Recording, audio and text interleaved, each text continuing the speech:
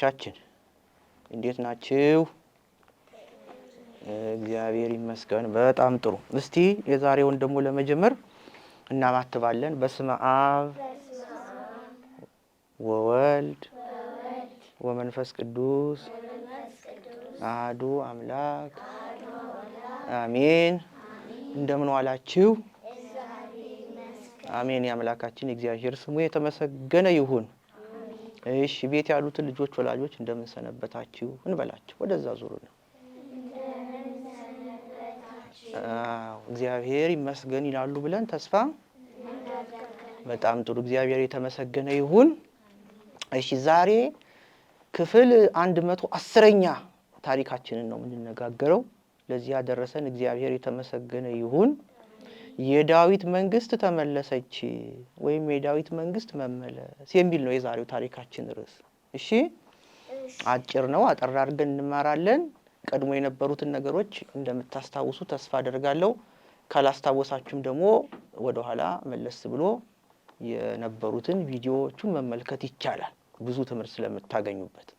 እሺ ባለፈው ንጉሱ ዳዊት ልጁ አቤሴሎም በመሞቱ ምክንያት በሱ አዝኖ እንደነበርና ይህ ሐዘን ደግሞ ህዝቡን አስከፍቶት እንደነበር እንደውም እኛ ሞተን ልጅህ ቢድን ይሻል ነበር ማለት ነው ብለው ህዝቡ እስኪከፋቸው ድረስ አኩርፈው ወደየቤታቸው ገብተው ነበር፣ ወደየድንኳናቸው። እና ግን እንዳኮረፉ ይቀሩ ይሆን ወይ ዳዊትስ ምን ያደርጋል የሚለውን ነገር ባለፈው ጠይቀን ነበር ያቆምነው። አሁን ይወላችሁ ቁጭ ብሎ እንግዲህ ሰው ረጅም ሰዓት ደግሞ ቁጭ ሲል ማሰብ ይጀምራል አይደል? ስለዚህ በዛ የነበሩት በኢየሩሳሌም የነበሩት ሰዎች ማሰላሰል ጀመሩ፣ ማሰብ ጀመሩ። ከዚያ ዳዊት እኮ ግን ከጠላቶቻችን እጅ አድኖናል፣ ጠላቶቻችን ሊያጠፉን ይችሉ ነበር። እንደገና እግዚአብሔር የቀባው ሰው ነው። እንደገና ደግሞ መጨረሻ ላይ በልጁ በአቤሴሎም ምክንያት ደግሞ ተሰዷል፣ መከራ አይቷል። ስለዚህ ንጉሳችን ቢሆን የሚሻለው ዳዊት ነው ብለው ወደ ዳዊት አይ አንተ ንጉሳችን ብትሆን ይሻላል ብለው ላኩበት። ነገር ግን ይወላችሁ የያዕቆብ ልጆች ስንት ናቸው ብለናል ድሮ ታሪክ ስንማር? 12። እስራኤል ነገድ የተከፋፈሉት በ12ቱ የያዕቆብ ልጆች ነው አይደል? እንግዲህ ዳዊት ንግስናውን ያስቀመጠበት ቦታ የኢየሩሳሌም ክፍል የይሁዳ ግዛት ናት። ስለዚህ ይሁዳ ግን ከይሁዳ ሰዎች በስተቀር ሁሉም ሰዎች ይሄን ጥያቄ ሲያቀርቡ የይሁዳ ሰዎች ለሱ ቅርብ የሆኑ ሰዎች ግን ይሄን ጥያቄ አላቀረቡ። የይሁዳ ሰዎች ጥያቄ ስላላቀረቡ ዳዊት ንጉስነቱን ለሁሉም እስራኤል ስለሆነ እሱ ደግሞ ወደ ይሁዳ ሰዎች በካህናቱ በእነ አብያትር በኩል መልእክት ላከበት። የቀደመው ታሪካችን ላይ አብያትር የሚባል ካህን እንዳለ አውርተናል። እና መልእክት ላከባቸው። እኔ ያጥንታችሁ ፍላጭ የስጋችሁ ቁራጭ የናንተ ወገን ሆኜ ሳለው ንጉሱን ዳዊትን ወደ ንግስናው ለመመለስ ለምን ዘገያችሁ እስካሁን ድረስ? ምንድነው ምክንያታችሁ ብሎ አላቸው። መልእክት ላከባቸው። ከዚያ እነሱም ቶሎ ብለው በልባቸው በውስጣቸው እግዚአብሔር ልክ እንደሌላው እስራኤል እንዲያስቡ ንጉሳችን ዳዊት ነው እንዲሉ እንዲመለሱ እግዚአብሔር አዘጋጅቷቸዋል። ተዘናክተው ነበር እንጂ። ስለዚህ የቀረው ያ ነገድ ብቻ ስለነበረ ይሁዳ የራሱን ወገኖች ምን አሉ? አረ እንደውም አንተ ንጉሳችን እንድትሆን ነው የምንፈልገው ብለው አሉ። እንደውም መልእክት ላኩበት። ተመልሰህ ንጉሳችን ሁንልን ብለው ላኩበት። አሁን የእስራኤል ሕዝብ በሙሉ ንጉሱ ማን እንዲሆን ተቀበለ ማለት ነው? ዳዊት እንዲሆን እግዚአብሔር የሾመው ነው። በመካከል ችግር ተፈጥሮ ነበር፣ ግን አሁን ድጋሚ ንጉስ እንዲሆን ፈለጉ። ዳዊት ግን ተሰዶ ወዴት ሄዷል መሰላችሁ? ዮርዳኖስን ወንዝ ተሻግሮ አልፏል። መጀመሪያም ጊዜ ስለተሰጠው ጦሩን ያደራጀው ከዮርዳኖስ ወንዝ ተሻግሮ ነበር እና ዮርዳኖስን በቀላሉ መሻገር ስለማይቻል ልክ እንደ ሌላ ቦታ ነበር የምትታየው። እና ከዮርዳኖስ ተሻግሮ ስለነበር ንጉስ መጣ ሲባል ንጉሱን ለመቀበል የይሁዳ ሰዎች ተሰብስበው በዮርዳኖስ ወንዝ አቅራቢያ ወረዱ፣ ወደ ዮርዳኖስ ወንዝ አቅራቢያ ወረዱ። በዚያ መካከል ግን ይወላችሁ አስቀድሞ በነገርናችሁ ታሪክ ውስጥ ዳዊትን ሲሰድበው የነበረ አንድ ሰው ነበር። ተሰዶ በነበረበት ጊዜ ማን ነው ስሙ? እሱ ጮክ በሏ። ሳሚ ነበረ። ሳሚ ማንም ሳይቀድሞ ቀድሞ ሄዶ ልክ ንጉሱ ዮርዳኖስ ወንዝን ሲሻገር መጀመሪያ አግኝቶት በእግሩ ስር ወደቀና ጌታዬ ንጉሱ ከኢየሩሳሌም በወጣ ጊዜ ያስከፋውን ባሪያህን ያንን ክፋቴን አታስብብኝ እባክህ፣ ይሄንንም አስቤ ይሄው ከሰው ሁሉ ቀድሜ መጀመሪያ መጥቻለሁ ብለዋል። ነገር ግን ከንጉሱ ጋር ሁሌ አጃቢዎች ወታደሮች አሉ አይደለ? ያ ታማኝ የነበረው አንድ አማካሪ ሰው ነበረው እሱ አለ። ደግሞ ወታደሮቹ አሉ። ከወታደሮቹ መካከል ደግሞ አቢሳን ታስታውሳላችሁ አይደል? አቢሳ የዚህን ጊዜ ሲመለከተው ምን አለ? ይሄ እኮ እግዚአብሔር በቀባው ሰው ላይ እጁን ያነሳ ሰው ነው። ዳዊት ያኔ በስደት ባለበት ሰዓት ልትንከባከበው አብረው ከቻልክ ልትሰደድ ሲገባ ድንጋይ ወርወረህ እግዚአብሔር በቀባው ሰው ላይ ያነሳና አንተ መጥፋት አለበት ንጉሱ አለ። ዳዊት ግን ይወላችሁ ይቅርታና ምሕረትን ከእግዚአብሔር ሁሌ ስለሚያገኝ ይቅርታና ምሕረት ማድረግን ውስጡ ያስብ ነበር ሁሌ። አይ ዛሬ ትልቅ የደስታ ቀን ነው፣ ዳግመኛማ በእስራኤል ውስጥ ሰው መሞት የለበትም አለና ወደዛ ወደ ሳሚ ዞር ብሎ ሳሚ በል እንግዲህ አትሞትም አይዞህ ብሎ ላከው። ምን አደረገለት ማለት ነው? ይቅርታ አደረገለት። ድንጋይ ወርውሮበታል፣ ሰድቦታል፣ አልፎት ሄዶ ነበር። ቆይ ንጉሥ ሆነ አገኘሃለሁ ብሎ አልተበቀለው። በዚህ ሰዓት መጥቶ ሲናገር ይቅርታ መጠየቁን ተቀበለ ማለት ነው። እና ወታደሮቹን እንዲገዱት ሳይሆን ምሕረት እንዲደረግለት ማንም ሰው እንዳይነካው ሳሚን ባደረከው ነገር አትሞትም ብሎ አሰናበተው። ከዚህ በኋላ ግን ይወላችሁ የእስራኤል ነገድ ስንት ናቸው ብያቸዋለሁ? 12 ናቸው ተባብለናል። ከ12ቱ የይሁዳ ነገድ ናቸው ወርደው የተቀበሉት አይደል? አሁን በዚህ ምክንያት ይወላችሁ ልዩነት መፈጠር ጀመረ እስራኤል ውስጥ። እንግዲህ ሰይጣን ደግሞ ረፍት የለውም አይደል? ሰው ፍቅር ሲያገኝ እንደገና ደግሞ ማለያየት ይፈልጋል። ካላወቅንበት እግዚአብሔርን ካልያዝን ሁልጊዜ ፈተና ውስጥ የምንወድቀው ለዚያ ነው። በዚያን ሰዓትም እነዚያ ሰዎች ደግሞ እንዲጣሉ ሌላ ሐሳብ ደግሞ ተነሳባቸው። ከዛ የይሁዳ ሰዎችና የቀረው የእስራኤል ሰዎች 10 ደግሞ ተሰበሰቡና ተነጋገሩ እና ምን አሏቸው መሰላችሁ? ንጉሱን ለመቀበል ወደ ዮርዳኖስ ወንዝ ስትሄዱ ብቻችሁን ሄዳችሁት ለምንድን ነው ያላሳተፋችሁን አሏቸው። ከዛ የይሁዳ ሰዎች ደግሞ አይ እንደው ማሳተፍ ነበረብን ይቅርታ ብለው ነገሩን እንደማለፍ ምን አሉ? እንዴ እሱ እኮ የኛ ዘመዳችን ነው፣ የስጋችን ፍላጭ ዳዊት እኮ የተገኘው ከይሁዳ ወገን ነው ብለው አሏቸው። ከዛ የቀሩት ደግሞ ሰዎች ምን አሉ መሰላችሁ? አይ ከእናንተ ወገን ይገኝ እንጂ ንጉስነቱ እኮ ለሁላችንም ነው፣ እንዴት እንደዚህ ትሉናላችሁ ብለው አሏቸው። የዚህን ጊዜ በሁለቱ መካከል በይሁዳ ነገድና በቀሩት ነገዶች መካከል መከፋፈል ተጀመረ ማለት ነው። ሌላ ፈተና ደግሞ ሊገጥም ነው። እንደውም ይባስ ብሎ ነው ለመሰላችሁ አንድ ሳቤኤ የሚባል ከይሁዳ ወገን ሳይሆን ከነዛኞቹ ከቀሩት ነገዶች ወገን የሆነ ሳቤኤ የሚባል ሰው ቀንደ መለከት አንድ ነገር ለመናገር ህዝቡ እንዲያዳምጥ ሲፈለግ ቀንደ መለከት ነው የሚነፋው እና ያንን አነሳና ጡጡጡጡ አድርጎ ከዳዊት አባት ደግሞ እሴ ይባላል። ከዳዊት ዘር ከእሴ ወገን ምንም ትብብር የለንም፣ ንጉሳችን ዳዊት አይደለም፣ ሁላችሁም ወደ የቤታችሁ ግቡ ብሎ አላቸው። ይሄንን ብሎ ሌላ ደግሞ ምን አስነሳ ማለት ነው? አመጽ አስነሳ። ተመልከቱ፣ ሰይጣን በየጊዜው ይፈትናቸዋል። እስራኤል እየተፈተነች ነው። እግዚአብሔር ደግሞ ያስቀመጠው ሰው እዚህ ጋር አለ። እሱም በራሱ ፈተና ይገጥመዋል። ደግሞ እሱ ያመጣውም ነገር ሁልጊዜ መከራ እየሆነበት ህዝቡ በመከራ ውስጥ እያለፈ ነው። እግዚአብሔር ግን በየጊዜው ደግሞ ስራ እየሰራ የሱ ስራ ትክክል መሆኑን ደግሞ ለህዝቦቹ ያሳያል። ከዛ ሳቤኤ ይሄንን ብሎ ህዝቡን በሙሉ አሳመጻቸው። ከዚያ ግን ዳዊት ይሄ ሰውዬ በጊዜ መቀጣት አለበት ብሎ ሳቤኤን ደግሞ ለማሳደድና እሱን ልክ ለማስገባት መጀመሪያ አሜሳይ የሚባል ሰው ከዚያ ደግሞ ቀድሞ የነበሩትን አቢሳና ኢዮአብን የጦር አዛዦቹን አዘጋጀ። አሜሳይ ዘግይቶ በ3 ወር ውስጥ ቶሎ ብለህ ጦር አዘጋጅተህ ሳቤኤን እንውጋ እና በትክክል እስራኤል ሰላም ይሁን፣ አመፀኛ ሰው ይወገድ ብሎ ዳዊት ብሎ ነበር። ግን የአሜሳይ አዲስ ስለነበረ ዘመዱ ነው የዳዊት ግን አዲስ ስለነበረ ጦር ማደራጀት ጊዜ ፈጀበት። ጊዜ ደግሞ በትክክል በሰዓቱ ካልተደረገ የሚፈለገው ውጤት አይመጣም። ስለዚህ ወደ አቢሳ ሄዶ ዳዊት ቶሎ በል እናንተ አደራጅ ጦሩ ሲለው አቢሳ አለ፣ ወንድሙ ማን አለ? ዋናው የጦር አዛዥ ኢዮአብ አለ። ስለዚህ ኢዮአብና አቢሳ ደግሞ ፈጠን ብለው ጊዜ አልፈጀባቸውም፣ ቶሎ ጦሩንም ያውቁታል፣ ሁሉንም አደራጁ። ከዚያ በኋላ ያንን ሳቤኤ የተባለውን ሰው ማሳደድ ጀመሩ። ሳቤኤ ደግሞ የሰራው ክፋት ንጉሱ እንደጠላው ስላወቀ ስደት ጀመረ።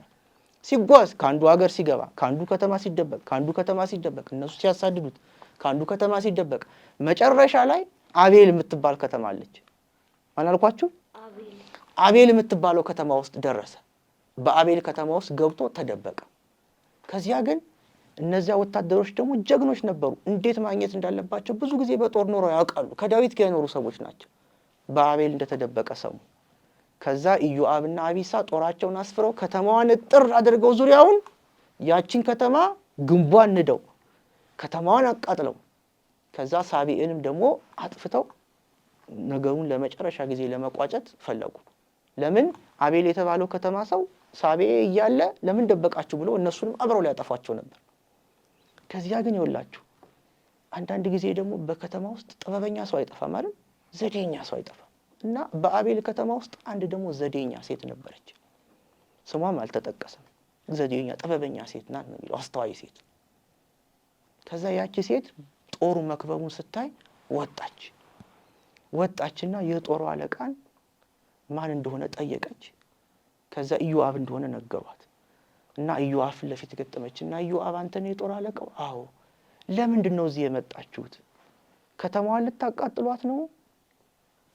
ይችን የመሰለች ውብ ከተማ ለእስራኤል ኩራት የምትሆን በጣም ብዙ ሀብት ቅርስ ያለባት ከተማ ለምን ታወድሟታላችሁ? ታቃጥሏታላችሁ? ምን ፈልጋችሁ ነው አለችው። ቀስ ብላ በዘዴ አይ እኛ ከተማዋን እንኳን ልናቃጥል አልመጣንም፣ ግን ሳቤኤ የሚባል እግዚአብሔር በቀባው ሰው ላይ አመጽን ያመጸ ሰው አለ እዚህ የተሸሸገ፣ እሱን ነው የምንፈልገው። እሱን ካገኘን ሌላውን ነገር ምንም እናደርገው ነገር የለም ብሎ አላት። ጥበበኛ ናት ብያቸዋለሁ አይደል?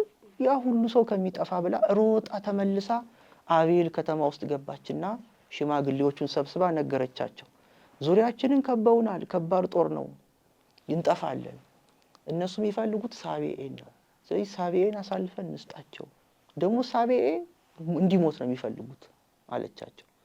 ኧረ ሁላችንም ከምናልቅም አሉና ሳቤኤን ከተደበቀበት አውጥተው ገደሉት። ሞተ ሳቤኤ። ከዛ የሳቤኤን መሞት ውጭ ያሉት እና አቢሳ ሲመለከቱ አቢሳና ኢዮአብ ምን አደረጉ? ልክ መጀመሪያ ለጦርነት ቀንደ መለከት ለፍተው ጦሩ እንደሰበሰቡት አሁንም ደግሞ ጦርነቱ ሲያልቅ ቀንደ መለከት ይነፋል። ጡጡ ተደረገ። ያ ቀንደ መለከት ተደረገና በሉ በድል ተጠናቋል፣ ስለዚህ ወደ መጣንበት እንመለስ አላቸው። ያኔ የኢዮአብና የአቢሳን መልእክት ሰምተው ያ ሁሉ የእስራኤል ጦር ተመልሶ ወዴት ሄደ ማለት ነው? ወደ መጣበት ወደ ዳዊት ተመለሰ ማለት ነው። በዚህች ጥበበኛ ሴት ምክንያት አቤል የተባለችው ከተማና በውስጡ ያሉት ሰዎች ከመጥፋት ዳኑ ማለት ነው። ስለዚህ ሁለት አያይዤን የነገርኳችሁ፣ አንደኛ የከተማዋን መዳን ግን ሳቤኤ የሚባል ሰው እንዳመፀ፣ ግን ደግሞ እዚህ ታሪክ ውስጥ ምን አለ? የእስራኤል ሰዎች አሁንም መከፋፈል እንደገጠማቸው፣ የመጀመሪያውን የአቤሴሎምን ፈተና ቢሻገሩም አሁን ደግሞ ሌላ ፈተና እንደገጠማቸው አይተናል። ነገር ግን ዳዊት መልሶ ንግስናውን እንዳገኘ ያ ጥንካሬው ተመልሶ ወደ ቦታው እንደገባ ግን በዛሬው ታሪክ እንድትማሩ ነው የፈለኩት። አጭር ነች ደግሞ ይቻላል አይደል? አዎ መቼም ማጠር መርዘሙ አይደለም፣ ቁም ነገሩን በደንብ መያዛችሁ ነው የሚያስፈልገው። እንግዲህ ከዚህ በኋላ የዳዊትን ሕይወት እስክናጠናቀቅ ታሪኩ እስኪያልቅ ድረስ የሚቀሩ 3 ክፍሎች ብቻ ናቸው። እየሰማችሁ ነው? ከዚያ በኋላ ወደ ቀጣዩ ታሪክ ነው የምንሻገረው፣ ወደ ደግሞ ሰሎሞን ጠቢበኛው። ታውቁታላችሁ አይደል? ሰሎሞንን ደግሞ የተወሰነ እናያለን። ከዚያ ደግሞ እያለ መጽሐፍ ቅዱስ ታሪካችን ይቀጥላል ማለት ነው። መጽሐፈ ሳሙኤል ካልዕ ሁለተኛውን ነው አሁን ምንጨርሰው። ከዛ በኋላ መጽሐፈ ነገሥት የሚባል ደግሞ መጽሐፍ አለ መጽሐፍ ቅዱሳችን ላይ። እሱ ላይ ያሉ ታሪኮችን ደግሞ እንማራለን ማለት ነው። ደስተኛ ናችሁ? አዎ ነው የምትሉት? ጮክ በሏ። አዎ። በጣም ጥሩ። እሺ፣ ስለዚህ እንቀጥላለን። እግዚአብሔር ደግሞ በሰላም እንዳስጀመረ በሰላም እንዲያስቀጥለን እንዲያስፈጽመን ቅዱስ ፈቃዱ ይሁንልን። አሜን። ሁል ጊዜ እንደምላችሁ ጽኑ በእምነታችሁ፣ ጠንክሩ በትምህርታችሁ ታዘዙ ለእናት ለአባታችሁ ለታላላቆቻችሁ ደግሞ ተፋቀሩ እርስ በርሳችሁ። አዎ ተስፋ አላት በእናንተ ቅድስት ቤተ ክርስቲያናችሁ ኦርቶዶክሳዊት ተዋሕዶ ሃይማኖታችሁ ኢትዮጵያ ደግሞ ሀገራችሁ ሀገራችን ይጠብቅልን የሰማነውን በልቦናችን ያሳድርብን እቤት ያሉትን ልጆች ሰላም ሁኑ ሰላም ያገናኘን በሏቸውና ከዚያ ዛሬ ደግሞ ጸሎት እናደርጋለን ግን እናንተም እንደተማራችሁ ጠይቂያችኋል አልጠየኳችሁም እኮ አይደል እና ዝም አላችሁኝ ታዲያ ልታወጡ ነበር ነው በዛው ልትቀሩ ነበር ልትጠይቁ ነበር ልትመልሱ ነበር እሺ በጣም ጥሩ ደህና ሁኑ ከማለታችን በፊት የተማራችሁትን ብቻ ትነግሩኛላችሁ እኔም ማጠቃልላለሁ ማለት ነው ስንረሳማ አስታውሱ እሺ እኔ ከዚህ ታሪክ የተማርኩት ሰው ቢበድልም እንኳን ይቅርታ ማድረግ እንዳለብን ይሄን የተማርኩበት ቦታ ዳዊት ሳሚ ቢበድለውም በባለፈው ይቅርታ ምንም እንዳላደረገው አሁንም ይቅርታ ሲጠይቀው ይቅርታ አድርጎለታል በጣም ጥሩ እና ደግሞ እግዚአብሔር በቀባው ሰው ላይ እጅ ማንሳት እንደሌለብን ወይም ሰውን በሰው ላይ ሰው ማይፈልገው እኛ ማንፈልገው ነገር ሰው ላይ ማድረግ እንደሌለብን እሺ ጥሩ እንደዚህ አይነት ነገር ቢገጥመን ማክበር አለብን ታማኝ መሆን አለብን ነው በጣም ጥሩ ጎበዝ እኔ ከዚህ ታሪክ የተማርኩት እግዚአብሔር የመረጠው ሰው ላይ ምንም ነገር አለማድረግ እና ደግሞ በእግዚአብሔር ከጸና እስከመጨረሻው መጽናት እንዳለበት በጣም ጥሩ እግዚአብሔርን ሰው ማክበር አለብን ለምሳሌ አሁን በዘመናችን ካህናት አሉ አይደል ክህነት የሰማያዊ ሹመት ነው ያ ሰማያዊ ሹመት የተሰጣቸውን አባቶች ማክበር ያስፈልገናል ነው በጣም ጥሩ ሐሳብ መስጠት ይቻላል መመካከር ይቻላል ግን በክፋት መነሳት ትክክል አይደለም ነው ጥሩ እሺ ከዚህ ታሪክ የተማርኩት አንደኛ ነገር እንደባለፈው አሁን ሳሚ ንጉሱን ዳዊትን እየሰደበ በድንጋይ እየመታ አሳዶታል ግን ዳዊት ያን ጊዜ ምንም አላለውም ነበር እናም በአሁኑም ጊዜ ደግሞ መጥቶ ይቅርታ ሲጠይቀው እንደ ወታደሮቹ እንግደለው መገደል አለበት ብሎ ከነሱ ጋር አልተስማማም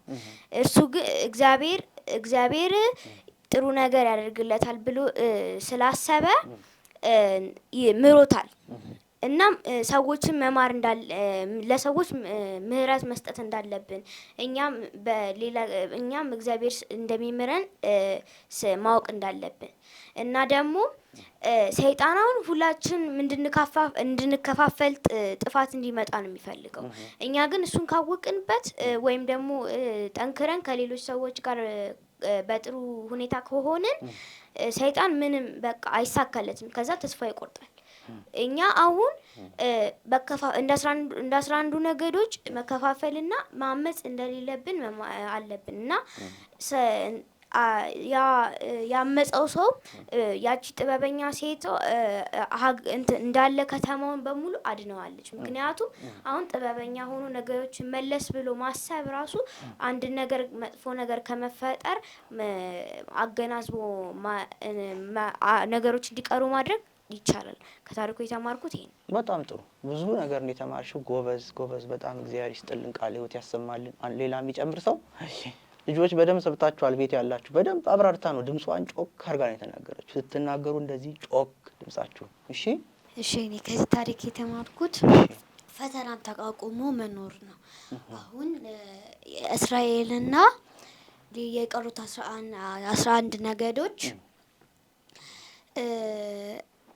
ንጉሳችን አይደለም ብሎ አስነፍተው እንደተናገሩና ሁሉም ወደ ቤታቸው ተመለሱ እንዳለ ነው አሁን ፈተናን ሰይጣን በተለያየ ጊዜ ስለሚመጣ የሚገጥመንን ፈተና ችለን በመመካከር አስበንበት መወያይ እንዳለበት ከዚህ ታሪክ ተምሬያለሁ በጣም ጥሩ ለፈተና መታገስ ነው ማሳለፍ የሚሆነው ነው ጎበዝ እሺ እኔ ደግሞ ከዚህ ታሪክ የምትማሯቸው ነገሮች አጠር ላድርግላችሁ እና ልንገራችሁ አንደኛ በፊት አስቀድሞ የሰራችሁት ወይም ሁሉ ጊዜ የምትሰሩት በጎ ስራ አንድ ቀን እንደሚጠቅማችሁ ማወቅ እና ማስታወስ ያንንም አስቦ መስራት ያስፈልጋል ሁሉ ጊዜ በጎ ሆኖ መገኘት ጥሩ ነገር መስራት ለሁሉ ጊዜም ጥቅም ነው ነገር ግን ደግሞ ወደ ራሳችን ስናስበው ቆይቶ ይጠቅመናል። ዳዊት ከህዝቡ ጋር የታረቀው ወዲያው በሰራው ስራ አይደለም።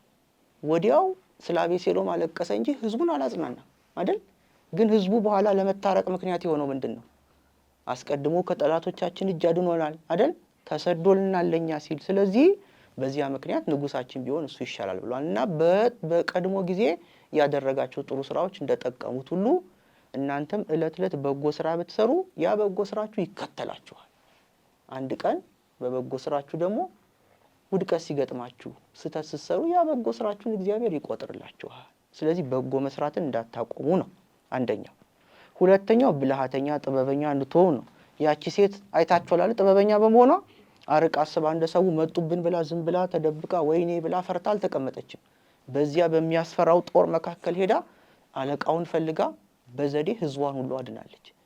ስለዚህ ራቅ አርጋችሁ ማሰብ ቅድም እሷ እንዳለችው የዕለት የዛሬውን ብቻ ሳይሆን ወደ ፈጣሪ መጸለይ መለመኑ እንዳለ ሆኖ እግዚአብሔር በሰጣችሁ ዕውቀት ደግሞ ለራሳችሁ ለወገናችሁ የሚጠቅመውን ነገር ማሰብ ብልህነት ነው፣ ጥበበኝነት ነው።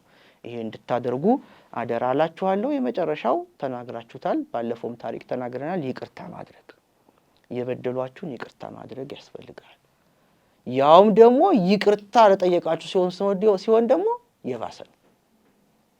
ስለዚህ ጌታችን እኛ ይቅርታ እኮ ሳንለው ሳንጠይቀው ነው መጥቶ እኮ ተሰቅሎ ያዳነን አይደል? ተሰቅሎ ያዳነን። ሁሉ ሰው ይቅርታ አላለውም። ጥቂት ቅዱሳን ናቸው ናልን ወረድልን እባክህ አድነን ብለውታል። በእርግጥ የእነሱንም ቆጥሮላቸዋል። ነገር ግን አብዛኛው ሰው በደለኛ በነበረበት ሰዓት ነው መጥቶ ዓለምን ያዳነው። ስለዚህ ከሱ መማር ደግሞ ያስፈልገናል እኛ። አሁን ደግሞ ከሱ እንስ የሚለው ደግሞ ዳዊት በታሪኩ ለሰዎች ይቅርታ አድርጎ አሳይቶናል። ስለዚህ ሳሚን ይቅርታ ሲጠይቀው ይቅር እንዳለው እናንተም ይቅርታ ስትባሉ ማኩረፍ መኮፈስ ሳይሆን እሺ ምሕረት አድርጌያለሁ ይቅር ለእግዚአብሔር ማለትን መልመድ አለባችሁ። ገብቷችኋል? ሶስት ነገር ነው የተማራችሁት ዛሬ። እናንተ ያላችሁትን ጨምሮ ብዙ ይሆናል። ያን በልቦናችሁ መያዝ ያስፈልጋል። የሰማነውን በልቦናችን ያሳድርብን። መዝጊያችንን ብለናል። ስለዚህ አሁን ቤት ያሉትን ሰላም ሁኑ፣ ሰላም ያገናኘን እንላቸዋለን። እሺ በሉ ሰላም ሁኑ፣ እሺ ሰላም ያገናኘን። አሜን። ሰላም ሁኑ፣ ሰላም ያገናኘን። እናንተንም እግዚአብሔር ያሳድጋችሁ። አሜን። የቀሩትን ታሪኮች ደግሞ እግዚአብሔር ያስፈጽመን። ወደ ኋላ ያሉትን ለእናንተም እቤት ላሉትም ልጆች ምንናገረው መልእክት ልጆቻችን የተሰኘውን ይሄንን የዩቲዩብ ቻናላችንን ሰብስክራይብ አድርጉ በሏቸው። ሰብስክራይብ በሉ እስቲ ሁላችሁ ሰብስክራይብ አድርጉ። በጣም ጥሩ። እሺ እንግዲህ እናንተም በቤታችሁ ይሄንን ለወላጆቻችሁ እንድትነግሩ ነው። ያን ማድረግ ማስታወስ ስለሆነ ታሪክ ሲጀመር ሁሌ ወደ ቤታችሁ መጣ ጀመረ ታሪኩ ይባላል። ያኔ ተሰብስቦ ማየት ይቻላል። ሰብስክራይብ ማድረግ ማለት አስታውሰኝ ማለት ነው ብለናል ባለፈው አይደል? አስታውሰኝ ማለት ነው። ለኛ ደግሞ ስራችን እንድንሰራ የበለጠ ያግዘናል። ቪዲዮ ስታዩ ደግሞ ላይክ ማድረግ፣ እኔ ያየሁትን ሌላ ሰው ይልኝ ብሎ ሼር ማድረግ ያስፈልጋል። ይሄንንም ደግሞ መልእክት እንድትይዙልን ነው። ወላጆችም እንደሰማችሁ ተስፋ እናደርጋለን። በሰላም ያገናኘን።